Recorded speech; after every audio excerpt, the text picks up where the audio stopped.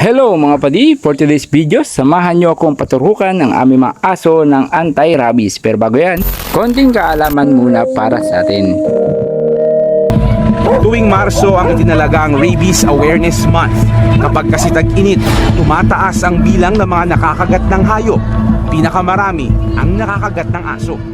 Alagaan natin ang mga hayop po, parang mga tao din yan. So, kapareho natin yan pag summer, mainit ang ulo natin, pag mainit ang panahon. So, irritable po sila, restless. So, dumadami po ang cases of bites.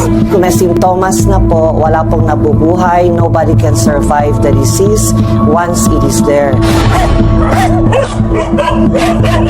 Kaya naman nagkaroon ng isang magandang programa ang aming barangay, ang Barangay Malaya, para sa aming mga alagang hayop katulad ng aming aso na sina Kongkong, Soy Soy at si Argus. Hindi na kami nag-aksaya ng panahon at dinala na namin ang mga alaga namin sa cover court. Kaya nakakatuwa, marami palang mga aso at pusa na dinala. Napakabilis lang ng proseso. Nandyan nga ang ililista ang pangalan ng may-ari at contact number, ganoon din ang pangalan ng mga alaga na papaturukan. Ayan, natapos na si Kongkong at si Soy Soy at si Argus ay napakakulit. Ayan nahirapan akong hawakan siya dahil siya ay nagpupumiglas.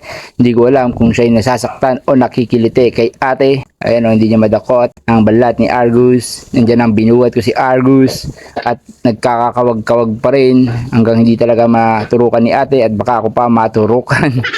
Kaya naman, ang nadesisyon namin ay si Papa Archie na lang ang magtuturo kay Argus dahil si Argus ay maamong-maamo kay Papa Archie. Ayan binasik lang ni Papa. And well done na yung tatlo naming mga alaga. Para sa mga kapwa ko, poor dad, poor mom at mga may hilig mag-alaga ng hayop, tayo po ay maging responsable sa pag-aalaga at kung merong mga gantong pagkakataon ay i-take po natin kasi naman ito'y para sa kanila at syempre para sa atin. Maraming salamat mga padi. Please like and share. Bye-bye!